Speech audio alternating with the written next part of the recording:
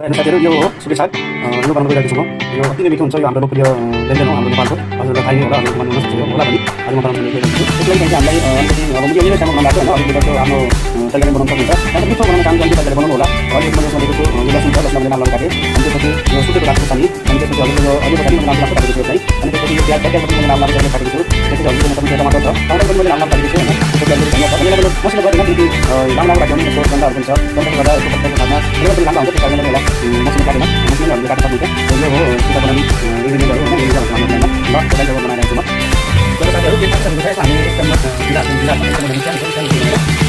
त्यसपछि हजुरहरूले राख्न सक्नुहुन्छ यसमा ड्राई रेसिपी अनि त्यसपछि राख्न सक्नुहुन्छ हजुरले लसुन अहिले खाना हमेसा बेला चारै बनाउनु गर्छु अनि लसुन ब्राउन भइसकेपछि हजुरले अलिकति प्याज राख्नुहोस् हजुरले काटेर राख्नुहोस् प्याज राख्नु अनि त्यसपछि काटेर राखेको हजुरले पनि राख्नुहोस्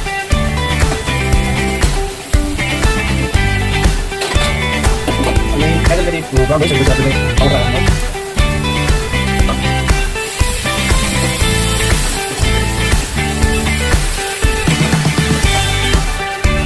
अनि त्यसपछि हजुरले अलिकति जेठा राख्नुहोस् धनिया पाउडर लुन राख्नु स्वाद अनुसार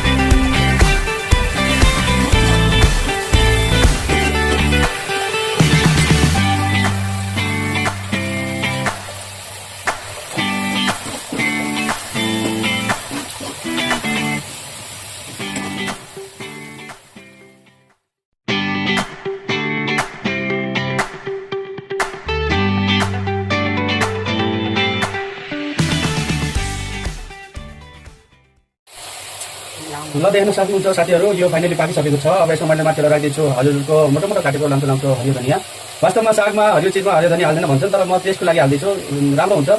हजुरहरू पनि राख्न सक्नुहुन्छ धनियाको टेस्ट स्वादिष्ट नै अलगै हुन्छ ल हेर्नुहोस् हाम्रो नेपाली स्टाइलमा बन्यो सुके साग हजुरले देख्न सक्नुहुन्छ अत्यन्तै मिठो नै हुन्छ गरम गरम हजुरले आटोको साथमा चामलको साथमा खान सक्नुहुन्छ यसलाई पिरो पिरो अलिकति चट्नी बनाएर पनि खान सक्नुहुन्छ भातसँग फाइनली गाइड पनि सक्यो हाम्रो